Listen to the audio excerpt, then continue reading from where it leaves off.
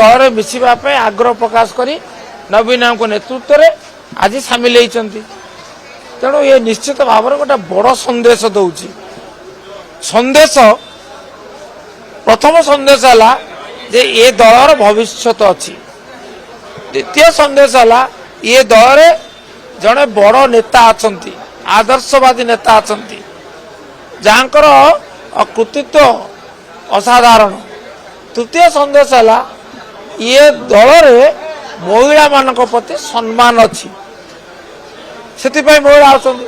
ଆଉ ଚତୁର୍ଥ ସନ୍ଦେଶ ହେଲା ଯେ ସେ ମହିଳାଙ୍କ ଭିତରେ ସମ୍ଭାବନା ଅଛି, ସେଇଥିପାଇଁ ଉତ୍କଣ୍ଠା। ଆଜି ବହୁ ବରିଷ୍ଠ ଅନୁପସ୍ଥିତ ଥିଲେ, ସେମାନଙ୍କ ମଧ୍ୟରେ କିଛି ଗୋଟେ ସୁପ୍ତ ଅସନ୍ତୋଷ ଖେଳିଛି କି ଏମିତି କୁହାଯାଇପାରିବ? ସେପରି ନା ଆଦୌ କୁହାଯାଇ ପାରିବ ନାହିଁ।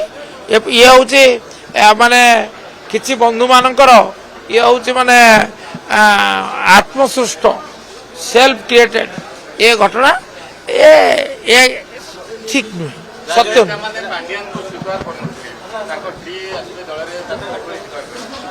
ନାଇଁ ନାଇଁ ନାଇଁ, ପାଣ୍ଡିଆନ ସିଏ ଜଣେ ଭିନ୍ନ ଲୋକ, ଇଏ ହେଲେ ଭିନ୍ନ ଲୋକ।